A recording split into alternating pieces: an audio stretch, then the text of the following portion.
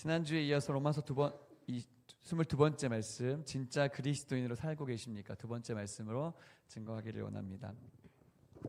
지난주 말씀을 증거할 때 마음에 큰 부담이 있었어요. 왜냐하면 로마서 말씀은 결국 로마서 8장을 넘어가야 되고 로마서 12장을 제대로 넘어간 사람들이 그 다음을 살기 때문에 이 말씀에 제가 힘을 많이 주어서 증거를 했는데, 여러분 마음속에 일주일 동안 어떠셨습니까? 나는 진짜 그리스도인인가 생각해 보셨습니까? 오늘 다시 생각 드시죠? 네. 오늘 말씀을 다시 들으시면서 내가 정말 진짜 그리스도인으로 살고 있는가? 여러분, 이것은요, 제가 열심히 해서 여러분 진짜 그리스도인 되십시오라는 말이 아니라 내가 그리스도인의 정체성을 갖고 있다면 이것이 맞습니다, 이런 얘기이거든요. 그래서 율법으로 받지 마시고 은혜로 받으시고, 혹은 내가 그렇게 되지 않았더라도 그것을 사모하는 은혜가 있게 되시기를 예수님의 이름으로 축복합니다. 네. 오늘 이어서 로마서 12장 2절의 말씀을 중심으로 하나님 말씀의 은혜를 나누기를 원하는데요. 저도 오늘 말씀 앞에서도 세 가지 질문으로 여러분께 같이 나누어 보기를 원합니다. 그 다음 페이지, 그 다음, 한번 읽어주시겠어요? 시작. 당신은 진짜 그리스도인으로 살고 계십니까? 옆 사람에게 물어보겠습니다. 당신은 진짜 그리스도인이십니까? 대답을 들어보세요.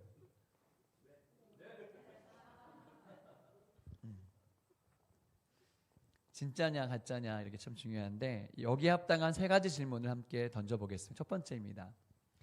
나는 더 좋은 것을 선택하고 있는가를 물어보셔야 됩니다.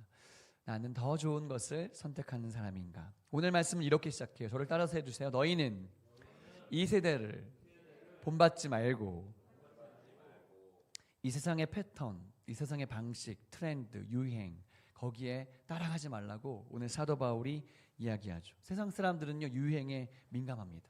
우리 아이들의 요즘에 바지를 보면 바지가 거의 자기 다리 두께의 한 3배는 되는 것 같은. 네, 제가 입으면 이게 도대체 입고 다닐 수 있는 옷인가? 끌고 다녀야 되는 옷일 것 같은. 입어도 어울리지 않고 맞지 않아. 우리 때는 약간 스키니 딱 붙는 걸 입었는데 요즘 애들 그런 거 입으면 기겁하겠죠. 트렌드에 굉장히 민감하단 말이죠. 당시에 로마에 살던 바울이 이 말씀을 쓰고 있는 로마 사회에는 어떤 트렌드가 있었을까를 한번 생각해 보십시다. 당시 로마는 세계를 제패한 민족이잖아요. 당시 로마는요, 황제를 숭배했습니다. 시저가 주님이십니다, 이렇게 고백했거든요. 근데 그리스도인들은 어떻게 해야 돼요? 나의 왕은 예수님이십니다, 이렇게 고백해야 되는 상황이니까 충돌이 거기 있잖아요. 콜로세움에서는요, 사람과 사람이, 사람과 동물이 칼을 들고 죽을 때까지 싸워야 되는 경기를 보면서 사람들은 환호했습니다. 소리를 질렀습니다. 피가 튀는 걸 보면서 흥분했어요.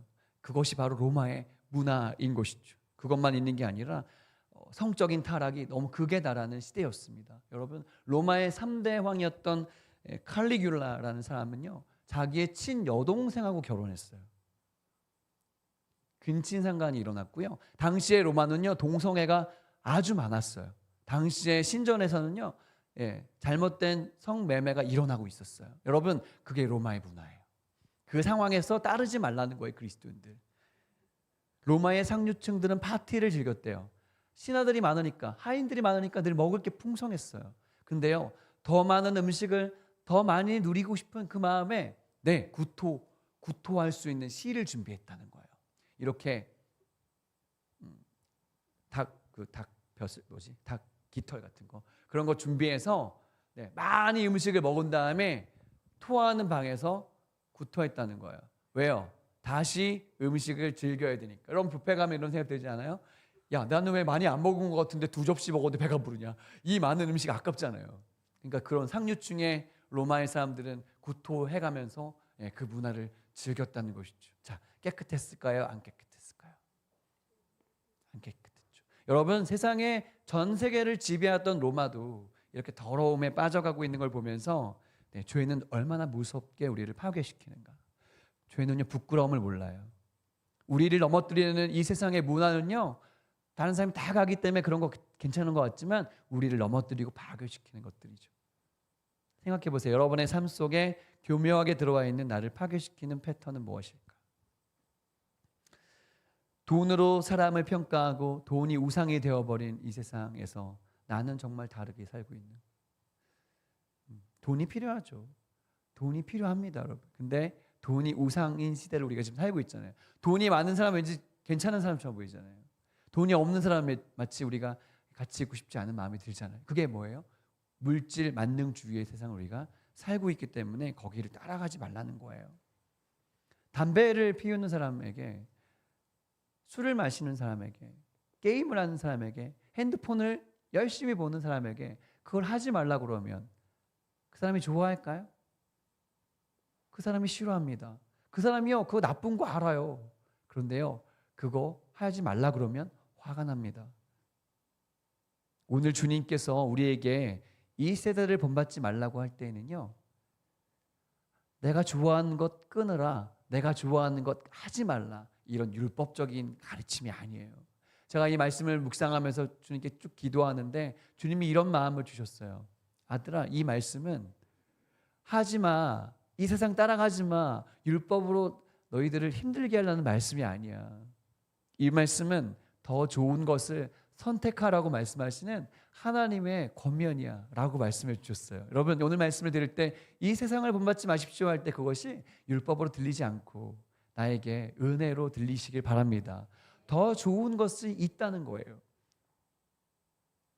예를 들어볼까요? 저희 아이들은 어렸을 때 자동차를 좋아했고 로봇을 좋아했고 팽이를 좋아했습니다.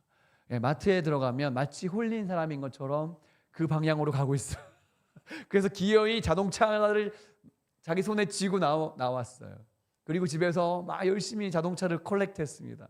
다양한 자동차를 모았어요. 또봇이 유행할 때는 다양한 로봇들이 집에 있었습니다. 막 합체도 되고 막 그러니까 막. 그리고요, 팽이가 유행할 때는 집에 팽이가 한 100개는 있었던 것 같아요. 그럼 막 돌리면서 예! 와! 하면서 막 싸우거든요, 팽이끼리. 예!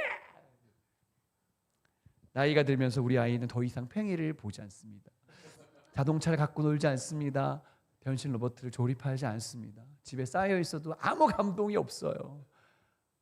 나이가 들고 생각이 커지면 내가 그렇게 좋아하던 것도요, 시시하게 느껴질 때가 온다는 거예요. 영적인 세계도 마찬가지예요. 내가 좋아하던 것, 내가 그렇게 애타게 찾던 것 있잖아요. 영적 레벨이 올라가면 되게 시시하게 보일 때가 온다는 거죠. 여러분, 우리에게 주님은요, 더 좋은 것이 있다는 것을 지금 얘기하고 싶으세요. 더 좋은 것을 발견하는 눈이, 지혜가 열리게 되시기를 예수님의 이름으로 축복합니다. 두 번째, 이 질문을 던져보겠습니다. 같이 읽어볼게요. 시작. 나의 마음은 새롭게 변하고 있습니까? 따라서 해볼게요. 오직 마음을 새롭게 함으로 변화를 받아. 오직 마음을 새롭게 함으로 변화를 받아. 뭘 새롭게 하라는 것이죠? 마음을 새롭게 하라는 거예요. 오늘 말씀에 마음이란 헬라어 단어 누스라는 단어를 쓰는데 우리의 지성, 태도, 생각, 정신을 가리켜서 누스라고 그래요. 우린 육체와 영혼이 이렇게 연결되어 있거든요. 그 육체와 영혼의 그 사이에서 이 마음이 작동하는 거예요. 여러분, 몸과 영혼이요, 긴밀하게 연결되어 있습니다. 여러분, 몸이 아프고 지금 어렵게 지금 교회에 나온 사람들은 몸이 아프면요, 영혼도 조금 이렇게 끌려가듯이 힘들어요, 여러분. 그리고 영혼이 아프면요, 몸도 아플 수 있고 이렇게 연결되어 있어요. 그 사이에 마음이 작동하고 있어요. 그러니까 우리는 마음을 리뉴하는 게 중요해요. 리프레시하는 게 중요합니다. 마음은요, 쉽게 바뀌어요. 오늘 천국인데 내일 갑자기 지옥처럼 돼요. 오늘 교회에서는 행복한데 집에 가면서 화가 나요. 이럴 수가 있는 게 우리의 마음이에요. 늘 시시각각 변하는 게 여러분의 마음이잖아요. 오늘 성경은 우리에게 마음을 새롭게 하라고 이야기를 해줘요. 여러분, 스님들 보면요, 생각보다 마음의 평정심을 되게 잘 지켜요. 다 그런 건 아닌지 모르겠는데 스님들 생각보다 수행을 오래 한 사람들은요, 그렇게 크게 요동하지 않아요. 저는요, 기독교인들이 사실은 더 잘 마음이 요동하지 않아야 된다고 생각해요. 왜냐하면 우리 주님의 진리를 갖고 있잖아요. 근데 내 마음이 계속 변하지 않고 새로워지지 않고 있다면 오늘 말씀 앞에서 아멘 해보세요. 내 마음을 주님 새롭게 만들어 주십시오. 여러분은 마음을 새롭게 하는 법을 알고 계십니까? 내 마음이 새로워지는 법을 알고 계셔야 돼요. 옆 사람에게 물어볼게요. 마음을 새롭게 하는 법을 알고 계십니까? 여러분의 비법은 무엇입니까? 마음을 새롭게 하는 법을 알아야 돼요. 오늘 그 마음을 생각해 볼 때 수도사들은 어떻게 했는지 한번 생각해 봤어요. 한번 보여주시면 수도사들은 이렇게 했대요. 렉치오 디비나라고 해서 거룩한 독서를 꼭 했어요. 하나님 말씀을 읽지 않고는 시작하지 않았어요, 하루를요. 여러분, 수도사들도 말씀 잘 아는 사람들이잖아요. 그런데 늘 하나님 말씀 앞에 엎드렸어요. 그리고 예수 기도를 올렸대요. 한번 따라서 해볼까? 저를 따라서 해보세요. 하나님의 아들 예수 그리스도시여, 죄인된 저를 불쌍히 여기소서. 이게 예수 기도거든요. 늘 그 기도를 올렸다는 거예요. 주님, 죄인된 저를 불쌍히 여겨주십시오. 기도를 계속 올렸어요. 그리고 깨어 있으려고 노력해서 깨어 있음이 세 번째 덕목이었대요. 네프시스라고 해서 늘 깨어 있으려고 했대요. 내 마음 속에 더러운 것, 내 마음 속에 잘못된 생각, 내 마음 속에 주님이 싫어하시는 생각이 들어올 때 그것을 정확하게 분별하고 물러가라 이렇게 했다는 거예요. 여러분, 가끔씩 내 마음 속에 찾아오는 더러움이 있어요, 없어요? 너무나 많습니다. 여러분, 조금만 방심하면요, 눈으로 보는 것, 듣는 것을 통해서요, 내 마음에 더러운 것들이 찾아옵니다. 그때 깨어 있으려고 노력하셔야 돼요. 할렐루야. 그리고 침묵과 고독을 했대요. 조용하게 있어 본대요. 여러분, 우리가요, 틈이 없는 삶을 살아요. 밤에 잠들기 전까지 뭔가가 계속 들려야지만 되는 것 같은 느낌이에요. 여러분, 가끔은요, 조용하게 아무것도 하지 않고 하나님 앞에 쓰셔야 돼요. 엎드리셔야 돼요. 침묵하셔야 돼요. 아무 말도 안 하고요. 그게 영성에 굉장히 좋은 거예요. 제가 옛날에 예수원에 20살, 24살 때인가, 그때 여자친구랑 헤어지고 시련하는데 마음을 가지고 예수원에 가면 기도할 수 있겠지, 이런 마음을 3일 동안 거기 가서 기도하는데 저녁 먹고 나면 종 땅 쳐요. 그때부터 아무도 말 못해. 말하고 싶은 사람 있으면 저 멀리 가서 저쪽에서는 할 수 있는데 여기서는 말 못해. 그렇게 다음날 아침에 밥 먹을 때까지 한마디도 안 본 적이 없었던 거, 저는요. 근데 말을 안 하는 3일이 지나니까 그 말을 안 하는 시간에 굉장히 좋더라고요. 내 영성이 새로워져요. 여러분, 이 바쁘게 우리에게 뭔가를 계속 인풋하는 이 사회 속에서 침묵하는 것이 필요합니다. 기도가 그런 거예요. 기도가 그런 거예요. 아무것도 하지 않고 주님을 바라보는 것. 그 영성이 여러분의 것이 되시기를 축복합니다. 또 하나는 뭐냐면 거룩한 무관심이었대요. 분명히 내 삶에는 어려움이 많이 있어요. 지금 나를 괴롭히는 해결해야 될 문제가 있습니다. 하지만 일부러 그것을 보지 않으려고 하는 거예요. 거룩한 무관심으로 그쪽을 보지 않고 하나님의 얼굴을 보기로 결정하는 것. 이렇게 수도사들은 5가지의 테마를 가지고 자신을 하나님을 바라보도록 노력했대요. 마음을 새롭게 하려고요. 여러분에게는 어떤 방법이 있습니까? 여러분의 노하우가 있어야 돼요. 저는요, 여러분에게 권하는데 여러분의 일상에서 너무 자기가 있는 곳에만 있지 마세요. 가끔은 산책도 하시고요. 가끔은 운동도 하세요. 가끔은 여행도 하시기 바랍니다. 왜냐하면 우리 마음이 새로워질 수 있는 기회가 있어야 돼요. 할렐루야. 너무 바쁘게만 살지 마시고 새로워지는 방법을 만드셔야지 여러분의 마음의 근육이 새로워질 수가 있는 것이죠.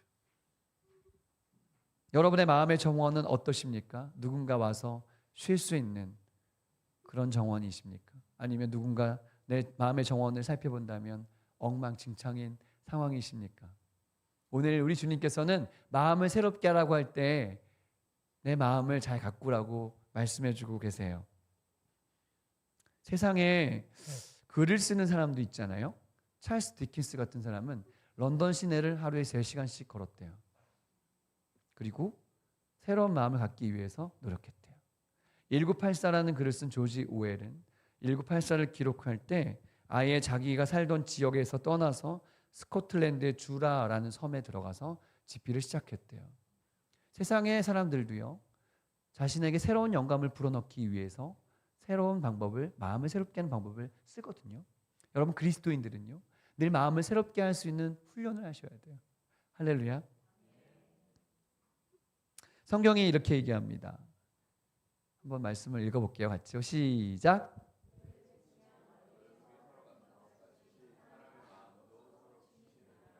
저는 이 말씀을 보고 깜짝 놀랐어요. 진짜 맞는 말인 것 같았어요.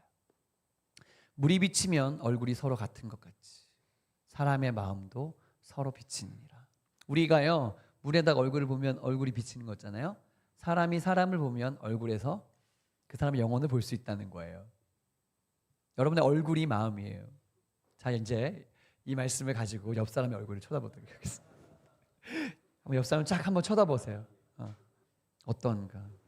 여러분, 영혼이 비친다니까요. 영혼이 여러분과 여러분이 만날 때 얼굴에서 여러분 영혼이 나와요. 마음을 새롭게 하는 것 얼마나 어려운 것인가. 왜 교회에 모여서 예배를 드려야 될까요? 왜 서로가 서로를 보아야 될까요? 우리의 얼굴을 통해서 서로가 도전받기 때문에 그렇습니다. 야, 저 사람 진짜 예수 믿고 진짜 많이 변했다. 내가 알던 그 사람이 아니구나를 우리가 같이 경험하는 거예요. 할렐루야. 아멘 좀 크게 해주면 좋은데.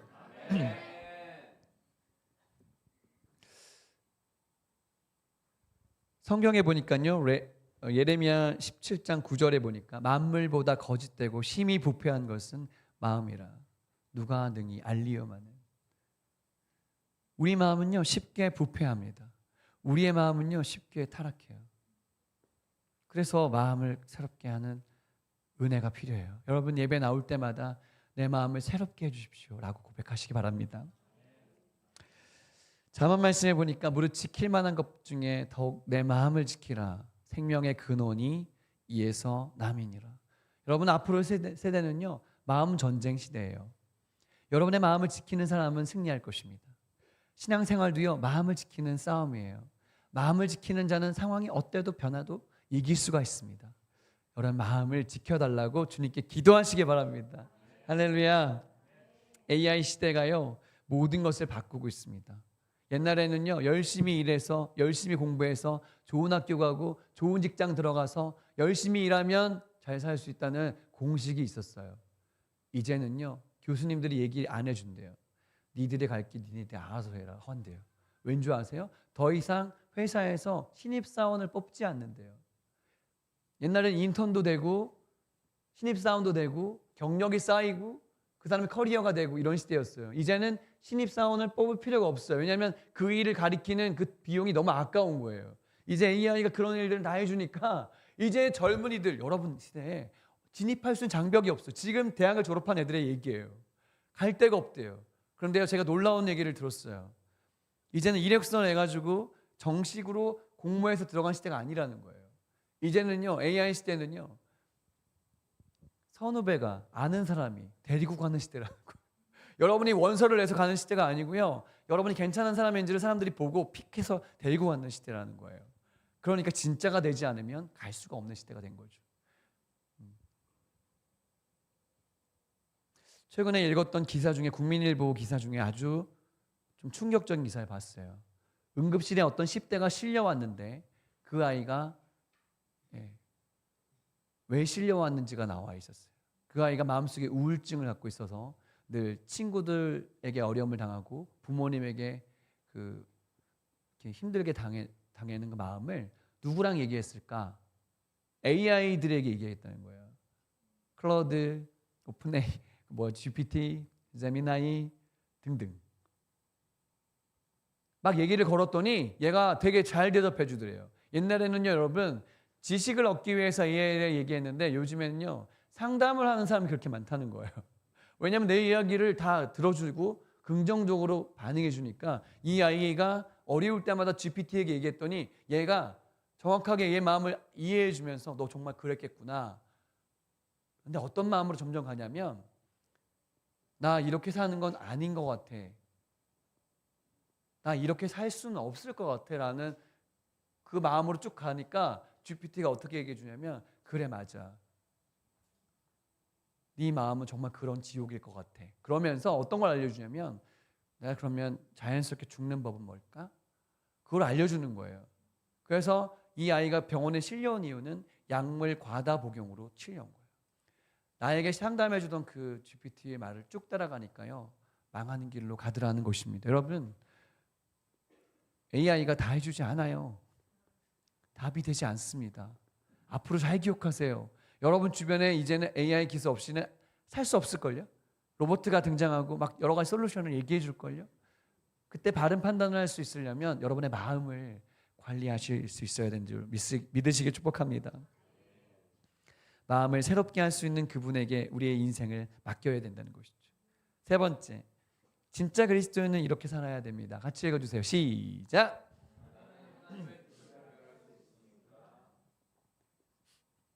어쩌면 오늘 말씀 중에 제일 중요한 부분일 수도 있겠어요. 하나님의 선하시고 기뻐하시고 온전하신 뜻이 무엇인지 분별하도록 하라. 내가 그리스도인을 산다는 것은 무엇인가 하면 이것으로 사는 겁니다. 하나님의 뜻을 분별하는 것입니다. 내가 사는 것의 초이스에서 그것이 선한 것인가, 하나님의 선인가, 그것이 하나님을 기쁘시게 하는 것인가, 그것이 하나님의 온전하신 뜻인가, 그것에 맞춰서 내 인생을 설계하라는 거예요. 분별하는 도키마저라는 것은 분별해라, 시험해라, 그런지 아닌지 생각해보라, 이런 뜻이에요. 여러분, 그리스도인의 삶은요, 아전인수가 아니에요. 아전인수가 아니에요. 내가 좋으면 장땡이 아니란 말입니다. 여러분, 예수님을 믿으면서도요, 내가 복음으로 사는 사람 많아요. 내가 복음이 뭐예요? 내가 내 마음대로 살아. 여러분, 너무 여러분의 직관에 의지하지 마세요. 여러분의 직관이 맞다고 생각하지 마세요. 그것이 틀릴 수가 있어요. 내 직관이 맞을 때도 있지만 하나님의 말씀 앞에서 조명하셔야 돼요. 아멘 하세요. 그게 그리스도인을 사는 거예요. 내가 선택한 걸 늘 옳다고 말하는 사람들이 있는데 분별하실 수 있는 지혜가 있게 되시길 축복합니다. 여러분, 아무도 없으면 쓰레기 막 버려도 되나요? 아무도 없으면 교통신호 위반해도 되나요? 아무도 없으면 사고 내놓고도 도망가도 되나요? 우리는요, 하나님 앞에 서 있어요. 그것이 하나님의 선인가? 그것이 하나님을 기쁘시게 할 수 있는 것인가? 그것이 하나님의 완벽하신 뜻인가? 그 앞에서 부딪힐 때 나의 이익과 상관없이 아닌 건 아니라고 해야 되는 것입니다. 할렐루야. 교회에서 있는 이 시간 말고 여러분의 직장에서, 가정에서 훨씬 많은 시간 보내시잖아요. 그때 이 말씀을 기억하셔야 돼요. 내가 선택하는 이것이 하나님의 선인가, 기쁨인가, 하나님 뜻인가. 예수전도단의 훈련을 받는 사람들이 여행을 갈 때 이렇게 기도해요. 거지전도 여행할 때 우리가 갈 지역을 위해서 기도합시다. 어딘지 정하지 않아요. 그래서 같이 음성을 들어요. 어디로 갈지 같이 정합니다. 같은 마음을 주실 때 그때 움직여요. 오늘 우리가 어디서 살지 오늘 같이 기도합시다. 그래서 어디서 살지도 같이 정해요. 거지전도 여행이니까 돈도 없어요. 다 히치하이킹으로 해야 돼요. 근데요, 하나님이 놀랍게도 그들의 전도 여행을 이끌어 주시더라, 이것입니다. 뭡니까? 주님이 이끄시는 대로 가보겠다는 결심이 우리를 믿음의 결정을 하게 한다는 것이죠. 운동선수들 요즘에 동계올림픽 하던데 여러분, 그 자리까지 나가기까지 얼마나 열심히 연습할까 생각해 보세요. 운동선수들은요, 늘 자기를 테스트하는 정기 검진을 받아요. 우리가 2년마다 나라에서 나오는 건강검진 받듯이 받을 때 받고 싶어요? 받기 싫어요? 별로 받기 싫지. 근데 받아야지 내 지금 상황이 나오잖아요. 체력 테스팅을 하는 이 운동선수들도 늘 이렇게 자기를 테스트한다는 거예요. 신앙생활도 마찬가지 여러분. 내 삶의 수준, 신앙의 수준을 계속 검진하셔야 돼요. 내가 어디까지 할 수 있는가? 나는 딱 앉으면 1시간 예배 드릴 수 있나? 나는 딱 앉으면 1시간 기도할 수 있나? 나는 딱 앉으면 큐티 말씀 딱 집중해서 받을 수 있나? 이런 것들이 내게 점검이 되어야 된다는 거예요, 여러분. 제임스 패커 목사님이 하나님의 인도라는 책을 쓰는데 거기에 읽어보면 영적인 건강 상태가 악화되었을 때 나타나는 증상이 있대요. 내가 지금 영적으로 안 좋다는 것을 나타내는 증상. 첫 번째는 교만이라는 거예요. 교만한 마음. 다른 사람은 무시하고 나는 옳다고 생각하는 것. 자기를 올바르게 인식하지 못하는 것이 내가 지금 건강하지 않구나를 말한다는 것입니다.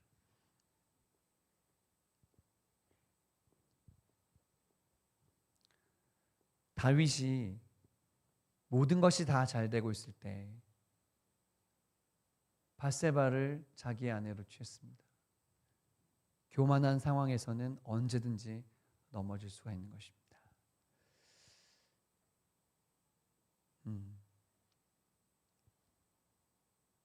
주님이 우리에게 말씀하시는 삶은요, 그냥 어느 정도의 삶이 아니라 최선의 삶이에요. 하나님의 선에 합당한 삶인 줄 믿으시기를 축복합니다. 그러니까 우리는 실수투성이잖아요. 너무나 불완전하잖아요. 우리가 고백할 건 무엇입니까? 주님, 저는 이 정도 수준의 사람입니다. 하지만 주님, 저를 도와주십시오. 하나님의 뜻에 합당한 삶을 살 수 있도록 저를 좀 불쌍히 여겨주십시오. 이런 마음이 우리의 것이 되어야 될 줄로 믿습니다. 한국의 식당 중에서 미슐랭 식당들이 몇 개인지 찾아봤더니 2025년 기준으로 미슐랭 원스타를 받은 식당은 30곳이고 2스타는 89곳, 3스타는 한 곳 있대요. 그 미슐랭에서 이 식당들을 선택하는 기준이 뭘까? 먼저는 엄격한 재료라는 거예요. 정말로 좋은 재료를 썼는가를 본다는 것입니다. 그리고 이 식당만의, 이 셰프만의 요리법이 정말 괜찮은가? 그래서 완벽하게 이 재료랑 어울리도록 만들었는가? 그리고 또 하나는 창의성이라는 거예요. 남들이 다 하는 걸로 하지 않고 이 식당이, 이 셰프가 얘기하고 싶은 메시지가 있어야 된다는 거예요. 창의적인 뭔가가 있어야 된다는 거예요. 그리고 또 하나는 뭐냐면 어느 누가 가서 먹어도 1년 동안 누가 가서 먹어도 그 맛이 일정한가? 이것이 합당한 경우에 이 별을 준다고 합니다. 여러분, 그냥 음식을 만드는 셰프도 자기 음식에 대해서 이러한 철학과 이런 열정을 갖고 살 수 있다면 우리가 그리스도인으로 살 때, 주님 앞에 섰을 때 어떤 평가를 받을지에 대해서 생각하면서 살아야 되지 않을까요? 할렐루야. 저는 한 명의 목사로서 저의 삶을 주님이 평가하실 때, 야, 주욱이 목사야, 너는 내가 보니까 요 정도의 수준이구나 라고 평가하실 때 저는요, 하나님 앞에서 부끄럽지 않기를 원해요. 네 교회가 얼마나 크냐, 사이즈가 뭐냐, 그런 게 아니라 주님 앞에 내가 어떤 사람인가를 평가하실 때 저는 주님이 좋은 평가를 내리는 종이 되고 싶어요. 여러분, 저는 우리 성도들이요, 우리 성도들 한 명 한 명이 섰을 때 주님 앞에 좋은 평가를 받는 성도들이 되시기를 축복합니다. 미슐랭 받는 식당들이 큰 식당들이 아닐 수도 있어요. 그렇잖아요. 작은 식당일 수도 있잖아요. 하나님이 좋게 평가하시는 교회가 꼭 큰 교회라고 저는 생각하지 않아요. 여러분이 되시길 축복합니다. 오늘 에어컨을 계속 켜놓으니까 조는 사람이 한 3명 정도 있는데 네, 깨어나시길 축복합니다. 네. 설교 끝날 때까지 조시면 어떡합니까? 네, 일어나세요. 네.